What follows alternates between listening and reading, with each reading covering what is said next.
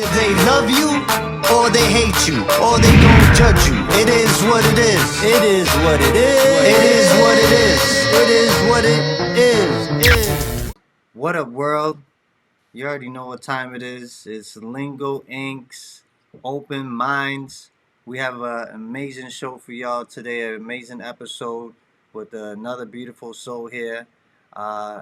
His name is Jayson. It's called The Journey of Shamanism, the story of a young shaman.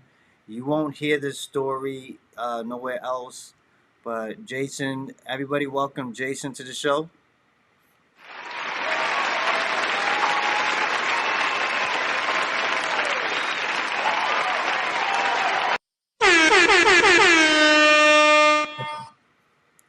So Jayson, welcome to Lingo Ink Open Mindz. My whole thing with shamanism, I personally did ayahuasca. It's a ceremony that had to deal with shamans and people that do not know what a shaman is. Jayson's gonna talk to you with a shaman. He's the youngest shaman that I've ever met in my life. We met on an app called Clubhouse, and it depends on the time that you're viewing this episode. Where Clubhouse is, it's like an invite-only thing, but it may go public soon. So it may already go public by the time you've seen this, and you may be on it, but you go through the frequencies and the vibrations of the people that you vibe with. And so we were in the room and we linked, and I was like, I got to have you on the show. The show is brought to you all by Lingo Ink, at Lingo Ink on Instagram. You can check on the screen right now, Lingo Ink Boutique, positive energy line they got on, and I got my Aries line. We got the Zodiac lines coming for everybody too, so check that out. So Jayson is a shaman, and Jayson, I want you to explain to the people what shamanism is. Like, it's kind of sort of like a preacher to me, like, you know what I mean? Not a preacher, but it's like a spiritual, like, healer type. But I'm gonna let Jayson speak of the history, and then we're gonna go into his family history and then his own personal journey of shamanism. Thank you for the introduction, and happy to be here and connecting with you. And this is such a beautiful conversation we're about to have. Definitely.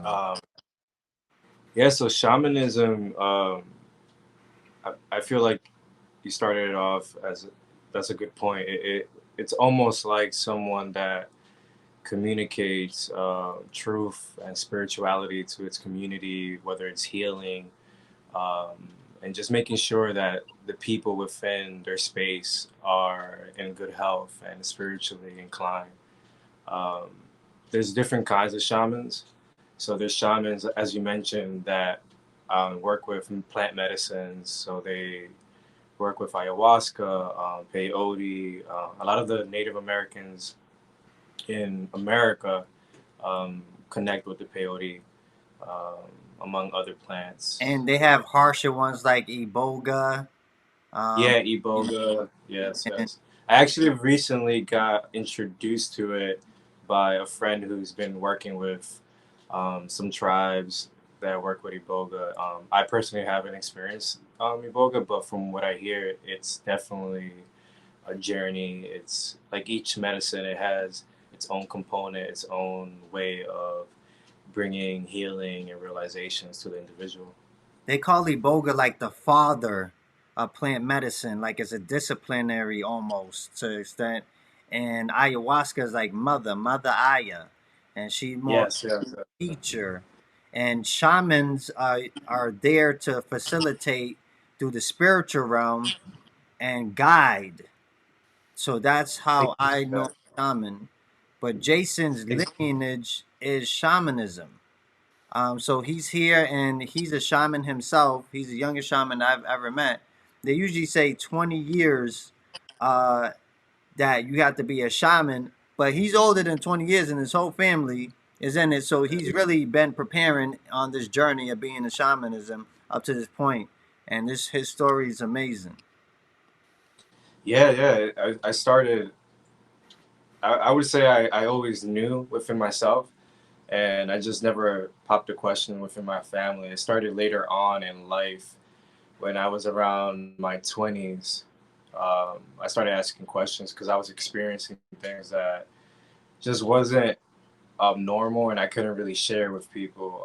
Like I was seeing things, experiencing, low, like high sensitivity to energy and even clairvoyance, like even clairaudience, and just what that means is I was able to see and hear spirits, and I just didn't understand it. And I started talking to my uncle actually, and he started sharing with me.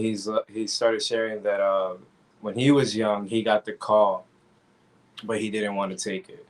Um, Backstory to that: my grandmother, she was a herbal healer, or in other words, a shaman with plant medicine, but not the psychedelic ones. More like and helping the community heal through that way. And she would do readings and different methods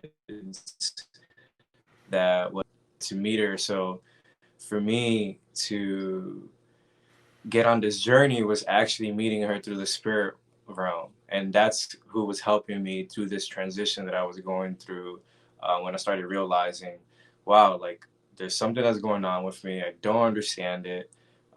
There's no one to help me. So I remember hearing her and visually seeing her, and she was just telling me, "This is what you're meant to do. Um, if you feel it, pick up the call, like go for it. If not, it's okay." Um, but I felt it in my heart. I needed to do it.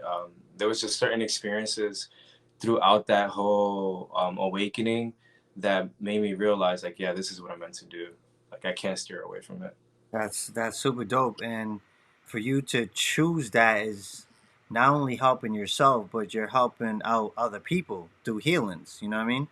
And you even said today, this morning, you had a healing that you had to do for somebody. So Yeah. let's go back to the history of shamanism and explain how far long shamanism go. Because from my own knowledge, I know like in Peru and other places, Africa, like this stuff has been since the beginning of time. That people have been shamans and um, for hundreds and hundreds of years. So it's just kind of crazy for me to be in this time and paradigm to not have known this, like, and the wonders of shamanic healings and guidance and knowledge and all that, even through the spiritual realm. So, talk about the history of shamanism and what you know. So yeah, yeah, yeah. So shamanism dates back to maybe 30, 40,000 years. I feel like it's hard to really pinpoint its duration of time. But if you look at prehistoric traditions, it dates back from the hunter and gatherers, like the cavemen. Like you can see it in their art.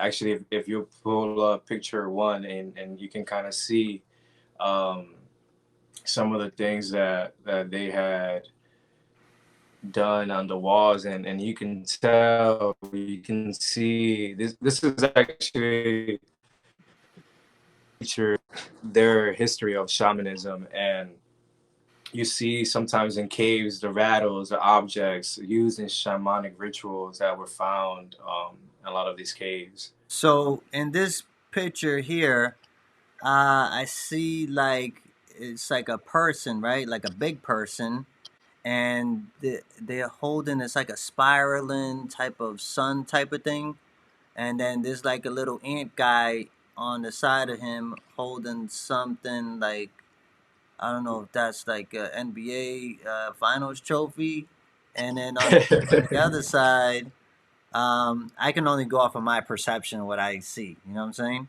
The other side looks like a mushroom to me because I'm very big into mushrooms. And then there's a little guy just hanging on the side of him too. And then there's another little guy down here. And then there's another guy over here. He doesn't look too. He doesn't look too right over here. He must be there for a reason. The guy with the horns. He just there. Yeah, yeah, yeah. I see He's just him. there lurking in the background. So what is all of this had to deal with shamanism exactly? Because that's my perception of what I look at this. So you actually made a good point. Like the mushroom, for example, it dates back to shamanism. They used to use mushrooms to go into trance, to do ceremonies and healings, just like we do today. Um, Actually, shamanism, the word derives from the Siberian word saman, which means the one who knows. Um, so when you look at the I don't want to say I was gonna say hieroglyphics, thinking about Egypt, but even in You say Egypt, like a the lot of a drawings, lot right? of the Hieroglyphics, drawings, yeah. drawings, yeah, the drawing, yeah, you see it in all the historic history that a lot of these medicine people did practice. Because you can tell from this, it's like entities. You see the mushroom, so kind of.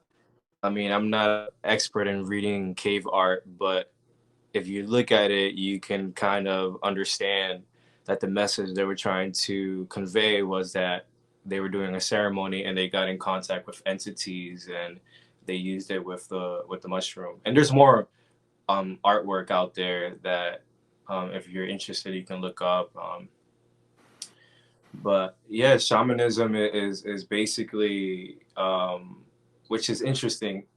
It dates back to Siberia, so the word itself is different in all the cultures. If you look at Peru, um, I'm studying under Taitia from Peru, and he comes from the Ashanika tribe, and they don't call themselves shamans. It's more like Taitia. So you got Taitias in the Peru, and then in Colombia, I think it's a certain different term um, Oh yeah, than shamanism. shamanism in Africa has their own uh, shamanisms too. You know, and Yeah, yeah, yes, yes, yes, yes. They yeah, have a different name. I feel like every culture has a different title to it, but it's all pretty much the same. through the culture of that time. And for what I know, like in Peru, like 400 years ago, I don't know how many years ago, um, through time, man has been walking around and, eating things and trying out new things just like we do. We try out things we like and don't like through our taste buds or whatever. But through time, man have found out which plants and foods are poisonous, which plants of food are food, which plants and food are like medicine, and which plants and foods that they thought uh, are psychedelics. So what I've done my research of is that time ago, um, you know, a person, maybe like one of the first shamans, ate something off the ground, especially with ayahuasca, because it takes two plants with ayahuasca. They ate it off the ground, and the plant spiritually, like, told them to go grab the other plant out of the thousands and thousands of species of plants in the Amazon forest. So that shows you how big that was, because I remember those Western medicine scientists and everybody asking the shamans, like, how did you know to mix these two plants out of all the plants, all the species of plants? And the shamans basically told them the plants told us. So basically, they Yeah, ate one plant and they said, go get the other plant, and they knew how to do the whole brew and everything. And then boom, 21st century, they've been healing people ever since. But now we're just finding out about it, majority. You know what I'm saying? To the point yeah, have Jayson on here as a young shaman because his family lineage, that's what they do. And these are stuff that spiritually that can heal people in 1 or 2 nights, like 10 years of therapy, even more, of yeah, practices that are done. yeah. Especially the lineage I come from the indigenous background is known as Arawak. So that's the lineage I'm from, and they actually stem from South America. So they went from South America to the Caribbeans, or they're also known as Tainos. But Tainos, it's a word for family. So it's We know it as Taínos, but the correct term is Arawak. Taíno just means family, but it throughout time, because of colonization, the correct terms and our history has been wiped.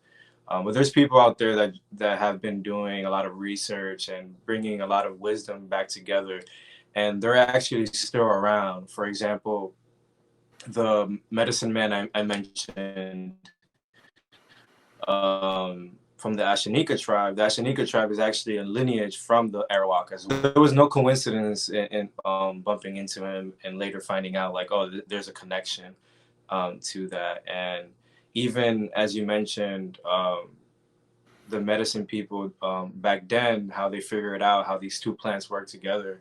That's actually how I worked with the medicine and how I worked with the spirit world. I started off with working with Changa, which is a different form of DMT, kind of like ayahuasca, and it has the ayahuasca bark as well. And through the medicine, that's how I learned how to develop my spiritual skills, that you can say, or just enhancing my abilities to see and hear and understand what I was doing solely off the ancestors. So I would do the medicine, do ceremonies, and then I would connect with the ancestors, and they would tell me like, this is what you need to understand, this is how the energy works, and this is how you can help people. And they would always let me know that the plant medicine is not something I should rely on. I should learn how to do all these things without the medicine. Like I can get to those spaces without it. And then that's what I started doing in my journey. I got guided to Southeast Asia, solely on their guidance. I bought a one-way ticket, and they wanted me to go there so I can integrate a lot of the vibration in Bali, for example. Bali was one of the places that really helped me develop and really like transcend the programming that I was going through, and it was an eye opening for me because during this experience, I was still in the beginning stages, and I'm telling my family, you know, I'm gonna do this, and only a few were supportive because after a lot of programming, after years of programming, you know, one can be skeptical. Mm. But I took the journey, and I was taken care of, and I made it through these beautiful experiences, meeting beautiful people, and just um, realizing that this was my path. This is what I was meant to do. So, um, you have pictures from Bali, right? You said Bali. Yes, yes, yes. So, Actually, you can plug in the number 4. Oh, sorry about that. you're good. So, in this picture, this is when you got to Bali. This is your beginning journey of shamanism here. Yes, yes, yes. So you just got there and you just it looks like you're in a field of just grass and you're acknowledging something in this picture. So this is me in Bali. This is one of the first places I landed to, and this was my backyard. Um, it felt like paradise, man. Like this is where I used to meditate every morning. I would sun gaze. I would fast. This is where I learned how to fast. So I transitioned from eating meat to just not, I don't want to say vegan, but plant based. So I went from leaving meat slowly, and then just basically eating a lot of fruit. That was my diet. I was just eating a So lot of fruit. your early stages, because I know even when you do ceremonies, you can't eat like meat and like dead flesh, low vibration, because meat is like it's no vibration to me. It's like there's nothing to it. So spiritually, when you, I think being a shaman, right?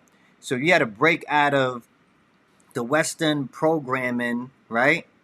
And the meat and Mhm. everything that you known from, So it's pretty interesting type of dynamic because like your lineage is shamanism, but you grew up in a time where it was in like in a city, and you're in New York, right?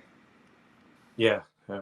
So you're a young shaman in New York City. Like it's truly remarkable story. So now, um, so you acknowledge that you wanted to be this, and what was your major awakening? Like, oh man, I need to be a shaman. To be honest, it was a breakup. It was part of my So, biggest trauma, I would say, in life. You know, I was going through a breakup, and I was, dedicating my time to a person that didn't reciprocate the same. And, I had left music, and I had, I feel like the spirits are messing with me. The phone just keeps moving around. Um, yeah, I was going through this breakup, and because I had given myself to this person, and I put everything aside, my music, all my creativity, uh, and there was no spiritual practice at this time. And this is actually where everything started kicking in, where I was like, okay, what's going on? I know what up to letting to. So I would feel what they were up to, and I would like sense it, and I would contact them, and they were kind of ignoring me. And then one day I just kind of went to where they were at, and the truth was revealed. And this was solely off intuition. So basically my whole world shattered, and I was like, I gotta figure something out. And that's when I started attending meditation, and I went to vipassanas and different um, meditation settings. At this time I was living in Boston, another city, and then I had to get back home, and I left, and I started focusing more on meditation. that's dope. So that led you on your journey, and so now you're in Bali, and this picture right here, you're sitting down, with your legs crossed in picture six, right? You're in Bali. Yeah, yeah. This is when I was in Bali actually. I would My days would be more of me waking up, meditating, and then heading to different places that I was being guided to. And was one of the cafes that I would spend time at in Bali. Bali was significant to me because this is where the ancestors were showing me how to use my abilities. I would see my day before it happened, so I would meditate, and then I would see what my day was going to be like. And keep in mind, I am not from this area. I don't know the language. I don't know anyone. So I would see my day to day and then just follow it. And then I would get on my moped, and spirit would be telling me, okay, head this way, go here, do this. So it was spirit teaching me how to understand how to operate from a heart space, which is the So, intuition. so do you feel like a place like Bali can like spiritually elevate you more than like a city of like New York? Because it seems like you was able. Do you feel like certain places allow you to be more inclined, or do you feel like that's the person, and you know that they just have to do the shadow work to get through? I think it's a combination of things. I feel like I was Yeah. led there because I was doing the shadow work. I was understanding what I had to go through to really embrace the path that I was on. So Bali was almost like a push for me of years of conditioning. So the vibration there is so high because Mm, Bali itself, it's one of the chakra points of the earth, wow. or a vortex. Don't Vortex. quote me on that. It's either or. It's either a chakra or a vortex. Mm, Um, and the energy similar to Sedona. similar to Exactly. I love. the work success. You feel it even when you enter the city of Bali. I spent a lot of time in Ubud, and I feel like everyone can attest that Yeah, has the been there. vibrations are different some other places than some other areas. You know what I'm saying? Like Yeah, the energies, people have to like really be cautious of the energy and protect the energy at all costs. And I think living in this physical plane here, I think we're just walking around like, oh, okay, they're mad and they're happy, but there's a lot of going on in the middle of all this. yeah, yeah. There's a lot going on that we're not aware of. There's a lot of energies that we kind of lose senses of, and that kind of was like my initiation to the spirit world. It was like, okay, if he wants to go on this path, let's see how far he's willing to go. Let's see how far he's willing to trust in himself and us, and break these patterns, these old ways of thinking. You know, letting go of the old paradigm and understanding there's a new way of living, and not necessarily a new way of living, but because it's these are ways that have always been, but adapting for myself a new way of life. So, so we have more pics of you in Bali because it seems like you're really like going in. You're meditating by the pool here, and Yes.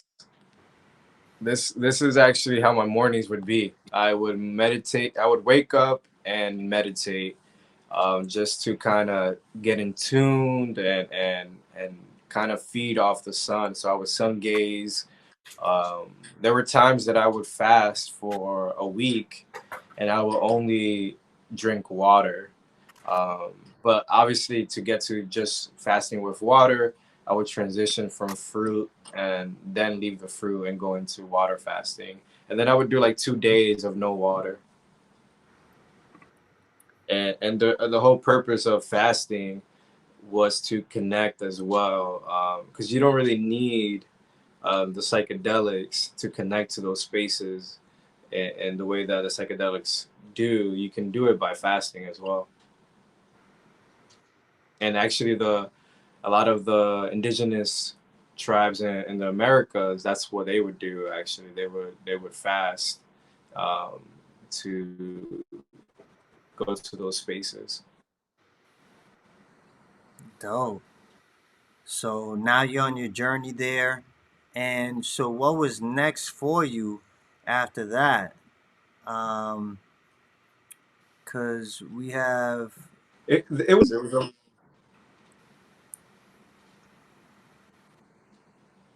You said what? there was a lot of lessons throughout it. It was embracing my power, facing a lot of my shadow work. I was also taking time to learn how to love myself. That's very important. So because once you're right with yourself, you can now help other people. Because how can you help other people if you haven't helped yourself? So I have. So what do we have? We have medicine and animism. Do you want to go back to these? Yeah, so animism is the understanding that we're connected to all. You know, this is kind of what the plants show us and teach us, and that's what shamanism um, really means. It's an understanding that we're one with everything. It's not a it's not a religion. It's more a way of life. And if you look at the oldest spiritual practices in the world, they all take things from shamanism. So But the this belief picture that that we everything, have up here with the tree. What is this? What is the significance of this in shamanism? it's the understanding that we're connected with everything and that everything has a spirit just like we do. Facts. And the medicine. So Yeah, so these are practices. These are like rattles. You see the candles. You can't see the Florida water, but these are.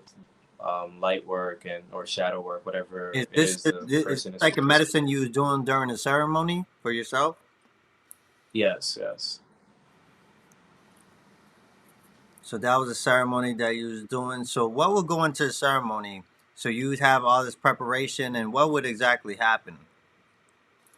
So for me, when I do ceremonies, depending if it's shadow work or energetic work, or if we're taking a plant medicine, whether it's the psilocybin or um, the changa, it's setting the space and intention and calling our ancestors in. And if somebody needed work, how do you guide them during the ceremony? And if somebody needs work, and the way I guide them What they is need, just right? kind of. Some people have trauma, like Mhm. rape or Yeah, something. Like, sometimes it can be trauma, sometimes it can be addiction. I like to focus. A lot of people come to me for the shadow work, um, just because that's a lot of the things that I've gone through, and I can understand those energetic fields. mm. So when it comes to shadow work, I guide people through that, um, whether it's just through meditation, through drum journeying, or shamanic journeying, or plant medicine. And do you ever deal with spiritual attacks from like low vibrational entities, Yes, I or feel heal like have healed people from like spiritual attacks that has been either done on them or they brought upon themselves? yes, there's been multiple occasions for myself. I remember being spiritually attacked um, in a certain part of my journey. I remember also as well helping people with attachments and kind of clearing that energy. And it's a combination of going into a meditative state, and whether it's from a theta frequency or a delta frequency, um, which that means those are different spaces of vibration, and kind of meeting the entities in those spaces, and um, asking questions on why they're attached to this person, and what's going on, and how can we help, and how can we move them to the light, and kind of embrace them with love and light, and transition them, because everything is in this experience is positive and negative, but you can take the negative and transition it into a positive. Even for myself, from experiences I've had. Because like everything starts within, like a lot of people, I feel like they need all these extra things and even like these tools, but they can really do it themselves through meditation. But I understand that, some people, maybe through lack of focus and attention on themselves, they've been so conditioned to others, they do need tools. And Hmm. sometimes the tools could be, um, you know, mushrooms to, some people, a tool for them is alcohol. I mean, it's very low vibrational, but let's keep it 1,000. Exactly. Um, Exactly. yeah, so it's all about self work and acknowledging that you do have, like like my hat goes off to people who know that they need to work on themselves. Some people just walking around, they're just damaged, bruised, and you're like, yo, you need healing, especially with dudes, and they're like, they take that like, like, what do you mean, like they're weak or something like that? You know what I'm saying? But there's real like spiritual like warfare going on out here. This stuff that's been going on like through time. So we're addressing Yeah. things, and shamans are able to guide and like keep a safe haven while you're going under these transformations and learning lessons from and healing from these types of practices. You know what I'm saying?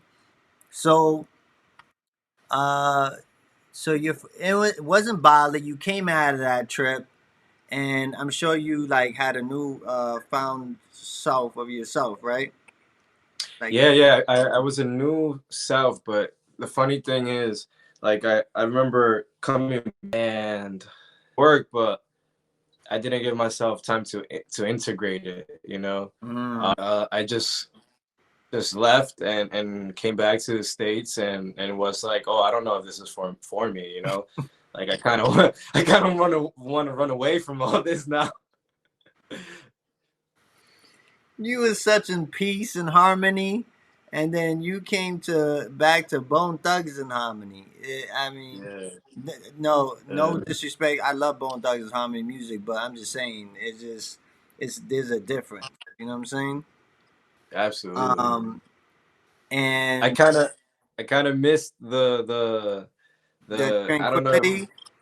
Yeah, I was like, well, I don't know if I want to keep doing this. I don't know if I want to keep this going, and I wanted to go back. I was like, nah, I Yeah, need to figure because out. people want, people, it's just like, honestly, some of these trips that you could do on mushrooms and ayahuasca, some of them could be, it kind of gives you a mirror of yourself. It shows you the good and bad of yourself, but some of it can just be so like blissful. And you feel the most, I've personally felt the most intense vibration feeling of love, like sometimes in all these, you know what I'm saying? And it was just like kind of overwhelming because I felt a lot of high vibrational love and without it too, but it was really profound. And sometimes you don't want to get away from that, and then Yeah, especially like, yeah, why am I going over here when this is low vibrational? It's not doing anything for me, especially for like my highest good, and my highest good is the highest vibration of love, which is the highest vibration, right? It's not doing none of that for me, and it's hard for me to integrate when I came from this back down to even medium size. It's just like it's almost mhm. not enough. It's like you want that bliss and harmony and love, and you know what I mean, and abundance, and Yeah, yeah. It was like it was for me. It was like I know the truth now. Let me apply it to my life. And I thought to myself, like, all right, let me take this back with me. Everything the ancestors have shown me. And yeah, I'm not gonna follow the actual path. I'm just apply the practices and go from there. So I thought I was good. I thought I was let's go back and apply this because that's part of it too, right? You have to know how to be that light in low vibrations because that's key, right? That's part of the teachings that the ancestors were showing me was like, okay, you can be this light, you can have this vibration anywhere. You just have to understand that you got to take away all the processed foods, all the programming, watch what you're watching, mm-hmm. and then you can go back into society and be this spiritual warrior or whatever you want to call it. Things are not Uh, light as you're a light goon in the streets. exactly. In the But spiritual the streets, Exactly, but I didn't want to continue the shamanism. I was like, I want to continue like dealing with um entities and stuff like that. I just wanted to be chill. Like I just of course. focus on and focus on music but obviously when I turned away from it, spirit calls and things that kind of pull you back. So I remember going to LA. I spent a year in LA. I was living in LA, and I hit my lowest when I was in LA, and I was staying in a friend's crib in Vegas, and um, I feel that there was some kind of attachment that happened during that experience. And I remember praying to myself and praying to the angels and just the universe for assistance and saying like, man, I don't know what's going on, but I don't feel good. And I need help. Like I need help right now. I'm in my lowest. I feel like something is attached to me, and I don't know what to do at this point. So I remember speaking to my brother, Shaman Doric, and Shaman Doric was in LA at that time, and he's like, "Oh, come to my house and let's talk and catch up and stuff like that." Because I had mentioned to him, that I was on this path of shamanism, and I didn't know where else to look because I didn't have the right guidance and stuff. So I remember going to see him, and we spoke a little bit, and I was expressing my journey. Basically, he was checking and making sure that this was the path for me. He was asking me certain questions, because I feel there's certain things that someone that's meant for this path would go through, and he was just clarifying all that and making sure. And then he was like, "All right, we're gonna do some work." I was not expecting this. I was not expecting to get some work done.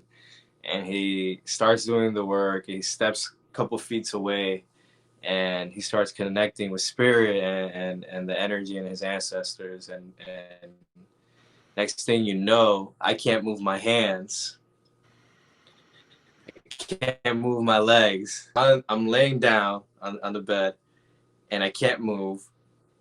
And next thing you know, I So feel hold on, you like couldn't my move because like spirits are holding you down, or like what do you mean? Shaman Durek was starting a healing, so it was almost like, Involuntarily, you couldn't feel your legs and hands. yeah, involuntary, because it was almost like he put some guards, right, to hold me down for what was Oh, okay, about to happen. okay, okay. Yeah. Next thing you know, I feel this entity inside of me coming out, like trying to speak but not wanting to speak. And Shaman Durek is just doing his thing and invoking the spirit and telling him, "You need to get out of Jayson like right now." And the spirit didn't want to come out. I can feel it. I started like feeling the spirit. And then eventually Shaman Durek was able to get it out of me. But throughout that process, um, the spirit started speaking through my body. So I was conscious. I was there. My spirit was there. But this other spirit was in me as well, speaking through me and screaming and saying, like, "I don't want to leave." And then saying, like, I just want to go home then. And then as Shaman Durek was walking in towards the light, I can see, like, all these people that the entity has harmed, and then I can see like the family of the entity waiting for him at the light. And I remember just saying to the entity, like, why you even did about that. All right. Maybe I should. I have this thing that holds a phone, but it's not working properly with me. Let me see if that's better. But basically, um, You said you felt you can like hear me. yeah, you felt like it was in a dark, like a light, and then the entity was about to come out or something like that.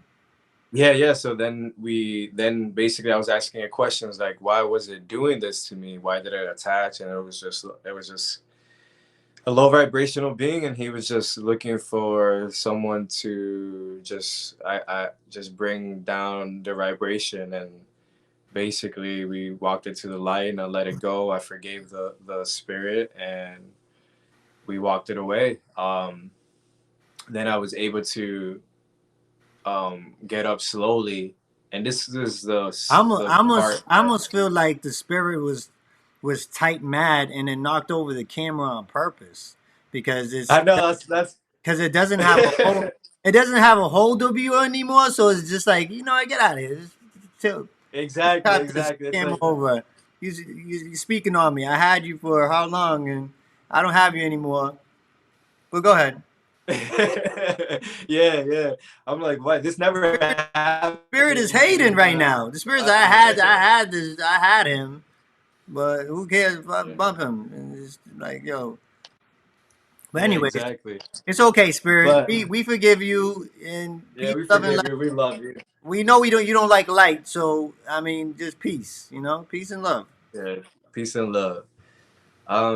That experience itself just taught me that one, I can't walk away from this path, and two, that what if there's people out there that are suffering the same thing or going through the same thing? So I said to myself, all right, like I need to continue. Um, And that and moment, and speaking of Shaman Derek, right? Because he's a powerful person, right? Like a yes, powerful yeah, spirit.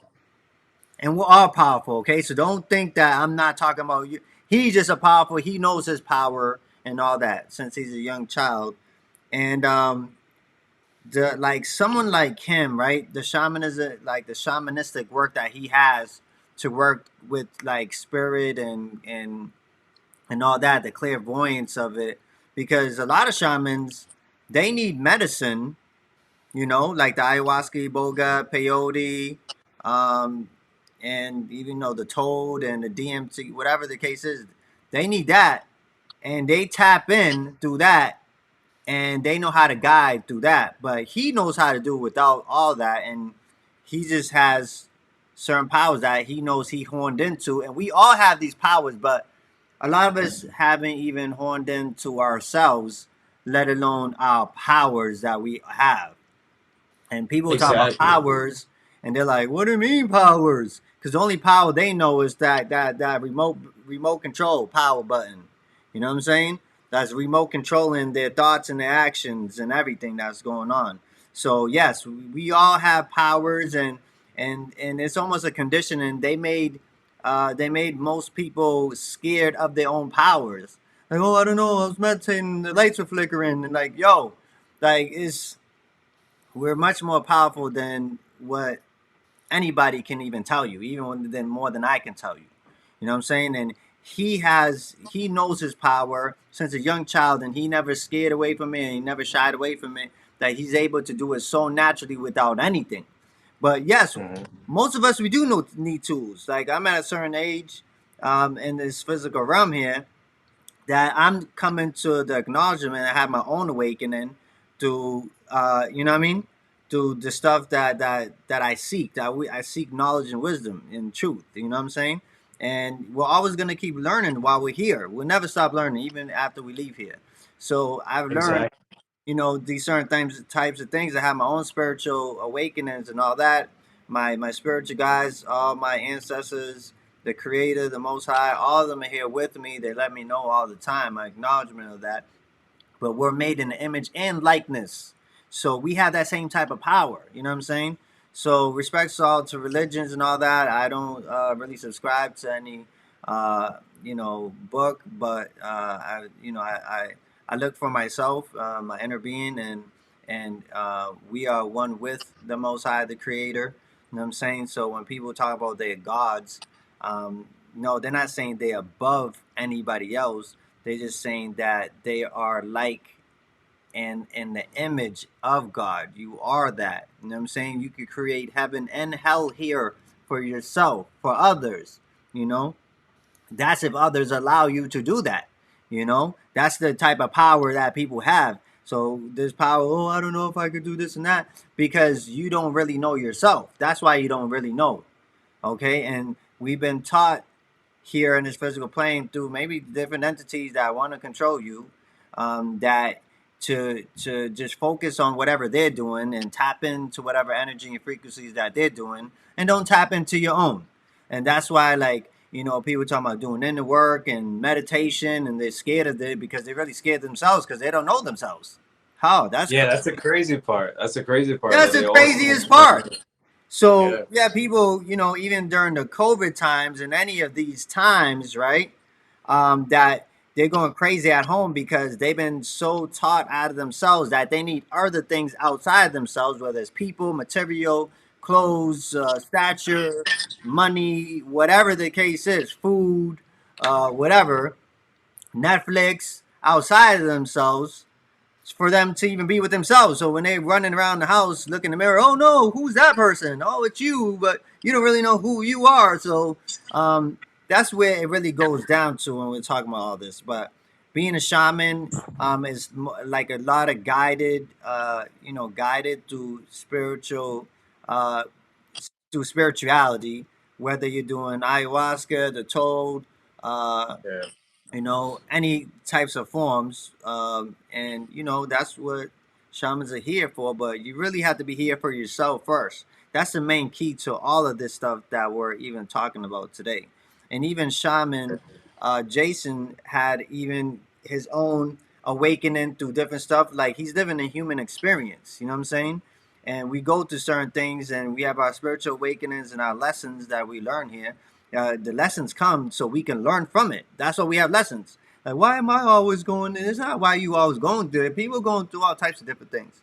There's things even in past lives, if you even believe in that, Oh yeah, yeah. There's. I that mean, I'm karmatic.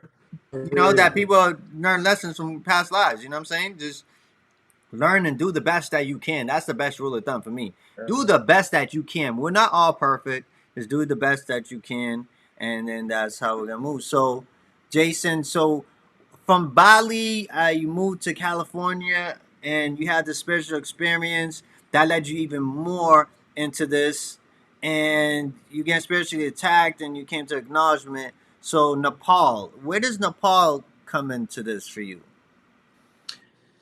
But Paul was a beautiful experience to me because it was me letting go more, surrendering, and kind of seeing the power of manifestation. Um, I wanted to integrate the energy of Nepal. I wanted to connect with the shamans in Nepal, and I did. I got to meet um, a medicine woman from Nepal that actually did some work on me on my solar plex because I was going through some like weird energetic thing in my stomach, and she was able to clear it, and I was able to like pick up understandings from her and some wisdom. So in this But I picture just here, had you're standing in like a village here, or like what's going on here? yes, yes. This is in Kathmandu. This is when I arrived to Nepal. And let me give you like a backstory. So again, I didn't have an income. So this is all me being guided by spirit and just spirit telling me like, yo, you're gonna meet the people that are gonna take care of you. You're gonna be fine. You're not going to worry about money. Like I didn't even know I was gonna be able to go to Nepal. I actually was when I was in Bali. I had a vision that the rest of my trip was gonna get sponsored um, by someone, and next thing you know, that manifestation happened like this quick. Like next thing you, like a week later, I meet somebody and they're like, "I'm going to Nepal. You want to join me?" And I'm like, Wow. I would love that, but I don't really have the funds for that. And they were like, "No, don't worry about it. You can do some work for me, or do this, and you can join me." They made it And happen. that's how it happened. And it made it happen. And that was the whole experience throughout Southeast Asia. Like I remember staying at a villa, and I didn't even have money to pay for it. And next thing you know, a friend of mine goes, "Hey, I left you something at the cafe. Go pick it up." Next thing you know is money or rupees for me to pay for the stay that I was at and for me to have food. Wow. Um, and this was the spirit like showing me. This is the ancestors showing me like, hey, you're connected to everything you need. You're taken care of. That's what shamanism um, has taught me. Shamanism is a way of life of understanding that you are everything. That everything has a Fast. spirit, and you communicate with it. We're everything and nothing at all. What a Exactly, exactly, exactly. That's really dope. And then you went to the Himalayas. So Yeah, so that's picture A, you're here in the Himalayas. that was on my way up the mountains. A scary experience because you'll find like trucks and stuff down the road or down the hill because the roads are very like um, small. They're not like the roads here, and these are crazy mountains that just spiral. Um, and this is a time where literally the clothes that you see me with, that's all I had. I was traveling just with that So spirit at was that really point. just leading you on these journeys. Yeah, yeah. Spirit was like teaching me like you don't need none of the things you think you need. Like you need to like strip away from all these other things you think you need. I remember going. I had like a book bag full of stuff, and next thing you know, by that time, I just had like that T-shirt, those pants, and obviously I had other extra underwears and stuff like that. But the T-shirt and the pants, I was happy with that. I was fine. I was like, I am on a mission to understand my soul, so nothing else really matters to me. And that's kind of what shamanism is. I think a lot of people get the misconception that shamanism is also someone that just handles plant medicines. It's not. It's someone that just has this connection with the spirit world. It's someone that can convey messages to the individual that needs it, that can decipher what's going on with the person energetically. That's what a shaman is. It's a communicator between worlds. Yes, definitely. And in this other picture, you're here eating watermelons.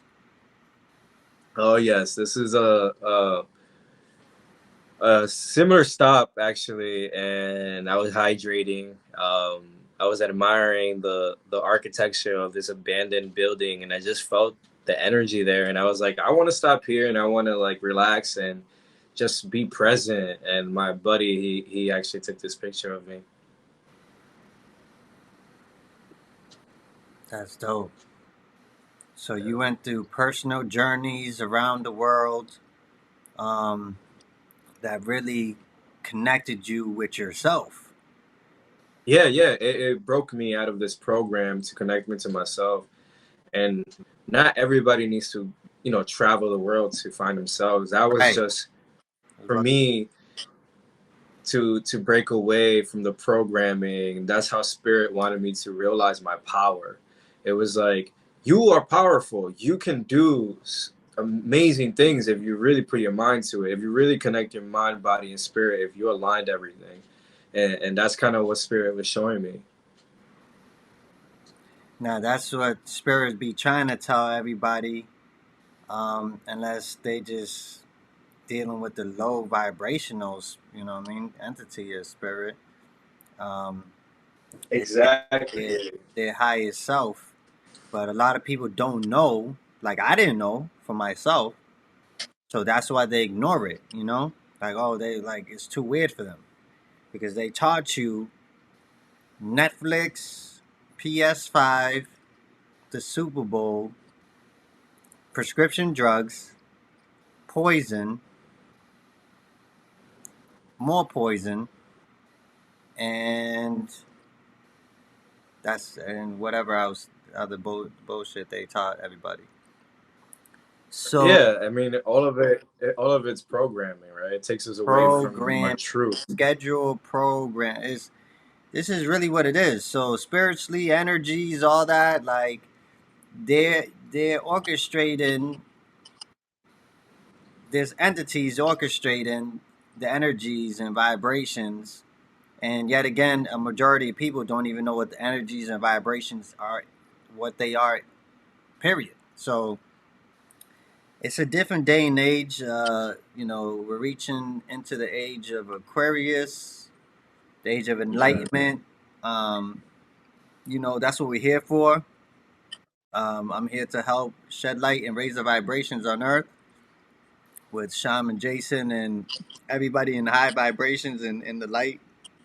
That's what I'm here to Mhm. do, and I'm honored to be here to do that because we was intended, all of us, everybody, okay, not excluding anybody, was intended to be here happy, in love, and harmonious. That's what it was intended to be in the first place. So this next picture is Baba Neems. What is this? So this is Baba Neem's ashram.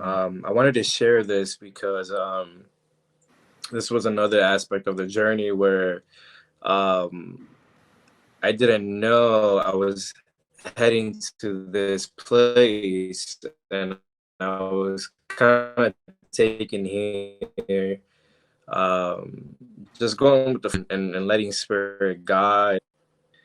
Baba Neem Karoli is he was the Baba for people like Ram Dass, Steve Jobs, and a few other people. I think also the Beatles, if I'm not mistaken. But this was significant to my journey because I ended up here, and I remember reading about Baba Neem Karoli and by from Ram Dass.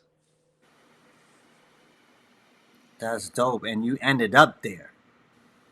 And I ended up there, which was so bizarre. It was like, wow, I remember just reading about this, but had no idea I was going to end up here. And what I did when I was there, um, funny, similar story to Ram Dass. Like I got there at 11, I think 11 p.m. because had gotten lost in India. Me and my buddy ended up in South India instead of North India. But when I ended up there, they took us in and they allowed us to stay. They fed us, and I just took the time to pray and integrate the energy that was there. The energy there was amazing. It was nothing that I've felt before.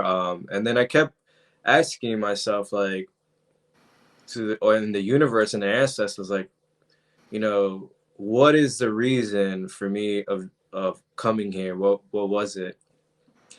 I didn't get that answer, but to me, Hmm. it was just a reflection of the manifestation, just another confirmation.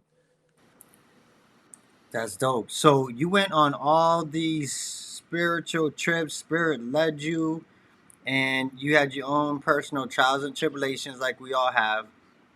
And Mhm. then you came back, and then when did you assert yourself like I am the shaman, and you start doing work for people and healing people the way that you can and guiding them? It happened kind of on its own. Like I never really promote it. I never really tell people like, "Oh, I'm a shaman and this is what I do." It's more from word of mouth, friends that know that would tell another friend, and basically people would just come to me. They would just say, "Hey, can you hold some space for me?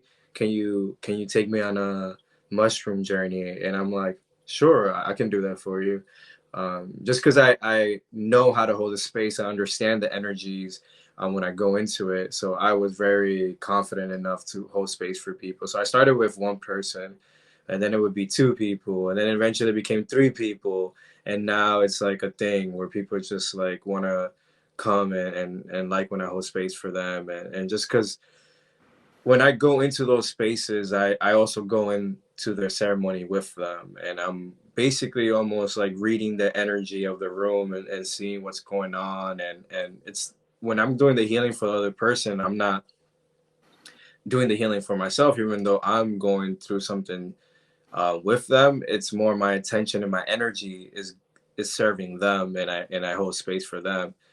um, so that was one aspect, and just people just asking questions and teaching them about meditation and just helping them along their journey. So basically the shaman has always been the shaman.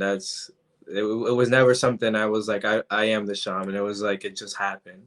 You And are the then shaman. exactly. And then friends, even friends in the music industry, when they see me, they're like, "Oh, it's Shaman." They're like, "It's Shaman." Like that's how a lot of people know me as. They're It's like, "Oh, shaman. yeah."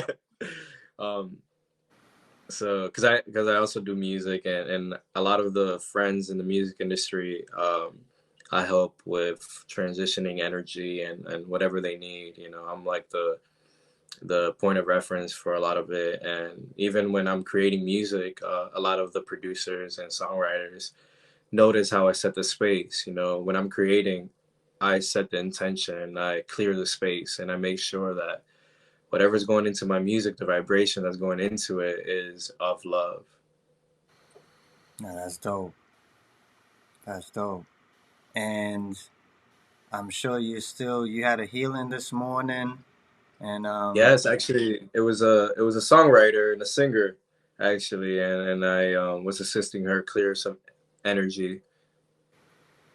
that's super dope. And for you to be super young, and to help out young people, because the elders, that are shamans, you have to really, you know, you have to kind of go out because there's not too many shamans around anywhere.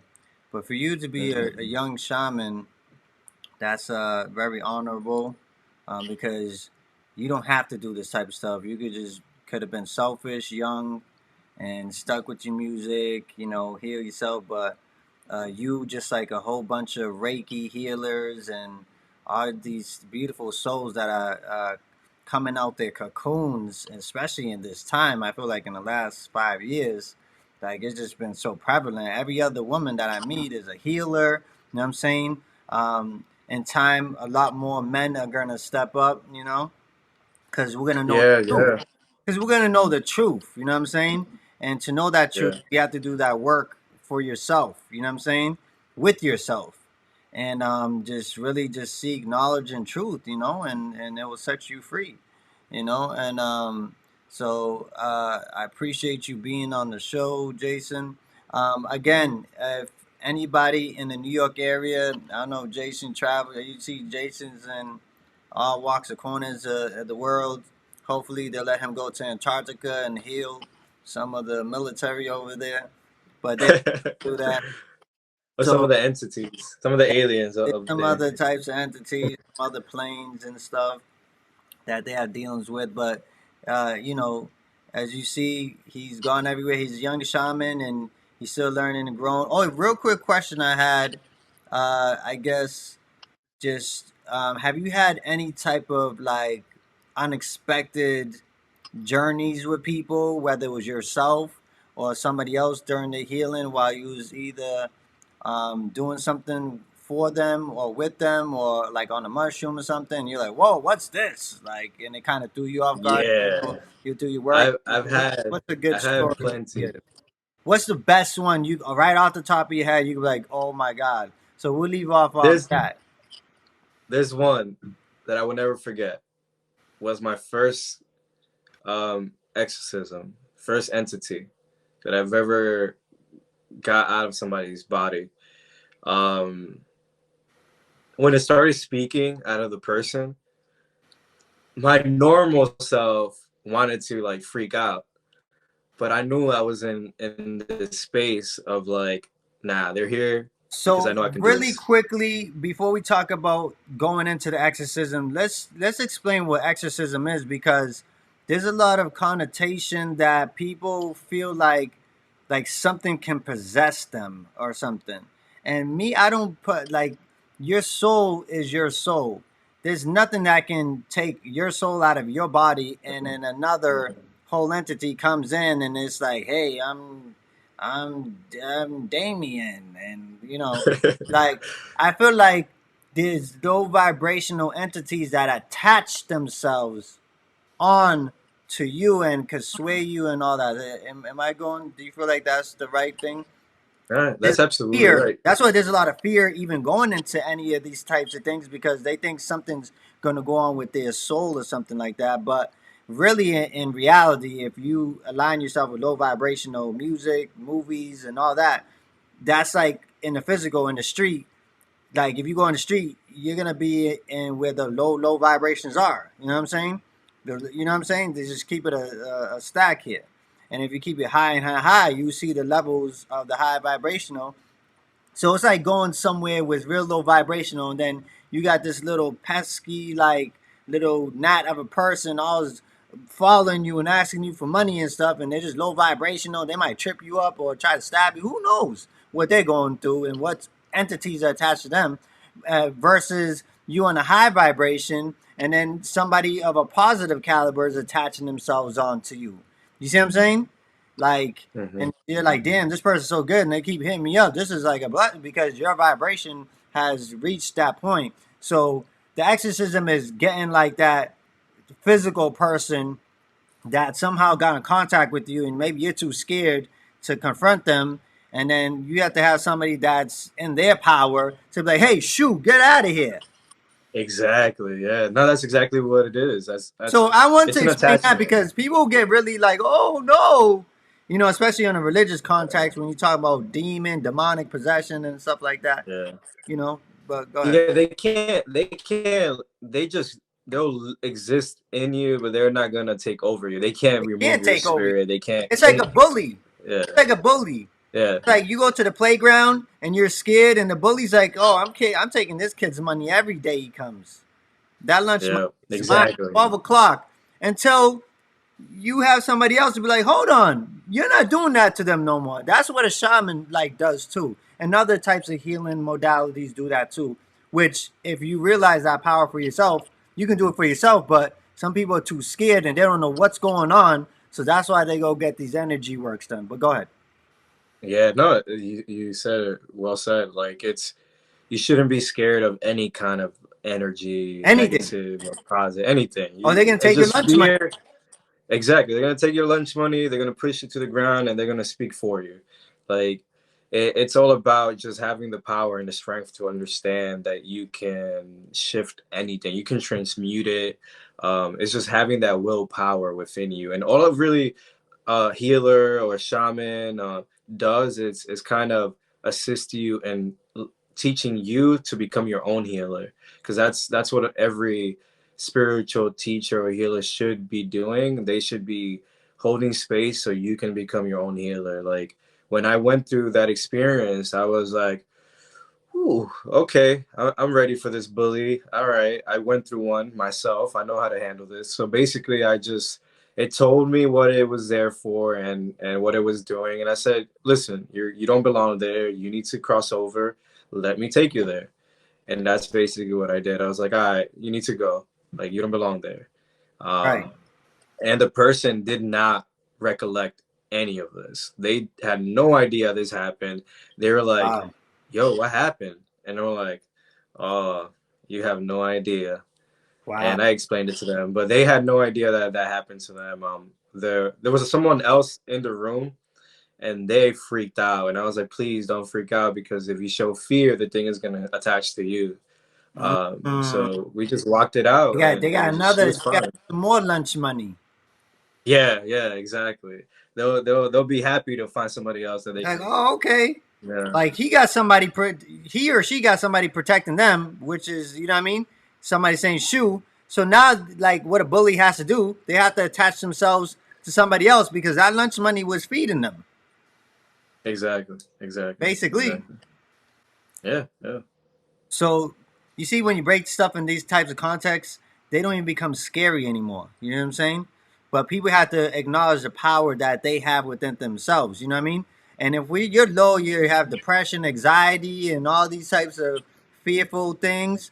This is the easiest time when the bullies could come because they know you're already weak. You're already down. Yeah, But when you're standing yeah, that's strong, great. you're speaking into your affirmations. I am abundance. I am strong. I am everything. There's no bully that can come really. They're gonna have a fight, and Oh bullies don't yeah, like to fight. They just like to take. They like to intimidate and they like to take.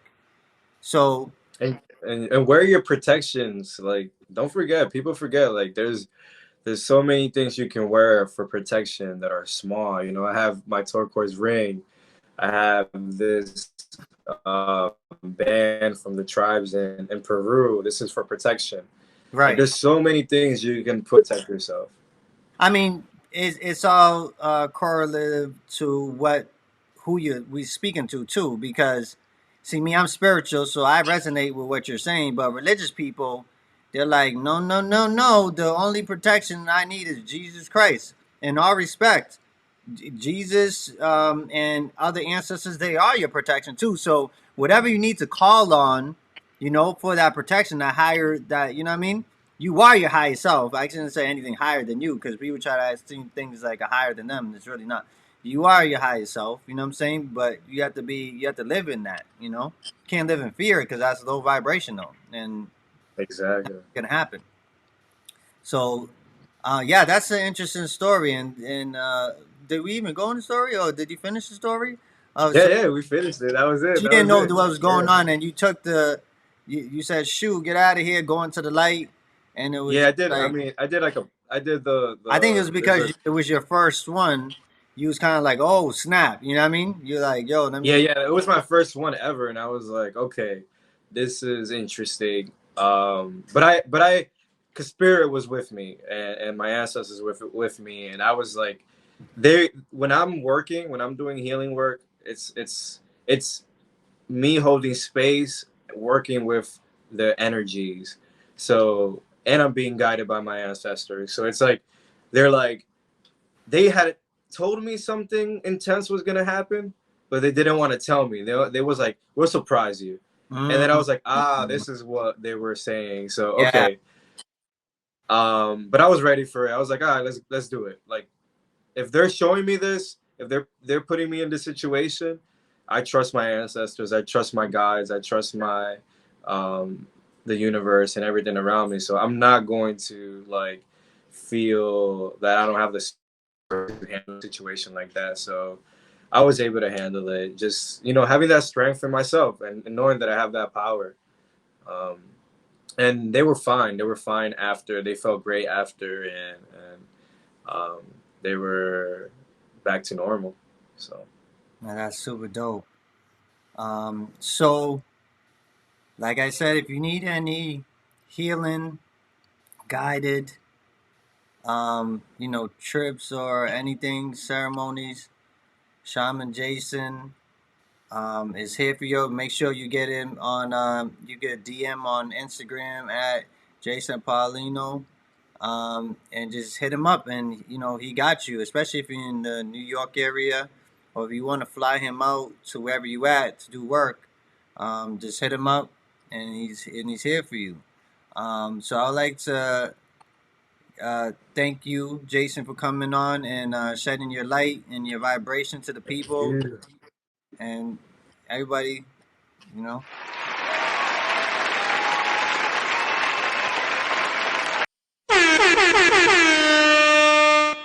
Makes me want So to dance. yeah, we turning up. That's what we do here. We turn Yeah, we up. turning it up. This was another great episode of Journey of a Shamanism, the story of a young shaman. Again, check out Jason on his Instagram. Check out at Lingo Ink on IG and lingoinkboutique.com. Make sure y'all check out your zodiac signs. You're going to get them all. They're still coming up on there and other lines as well. Until the next time, we'll check you out soon. Peace, love, and light to everybody. Peace, love, and light.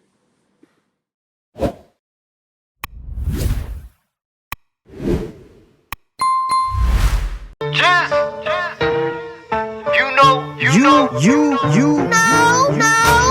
Either they love you or they hate you or they gon' judge you. It is what it is. It is what it is. It is what it is. It is what it is. Being your own, living your truth. All these egos and pride got something to prove. I got my diva inside, cooped in a coop. Keep your feelings inside. I do what I do. I move how I move. Choose what I choose. Third eye's active in motion. Magnificent views. There's too many options, so much to choose. What is for me is just not what's for you. Vice versa. Let it all go. Most of it's not worth it. Just stay focused on your goals and life purpose. Be a student of this life and never stop learning. Never stop learning. Nah, there's some shit you just gotta accept. Your reality is created by the thoughts in your head.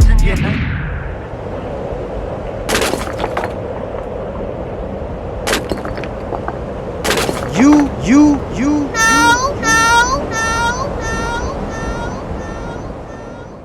Stay focused. My mama told me stay focused. My girl told me stay focused. My girl told me stay focused. My homie told me stay focused. Fuck what them haters say.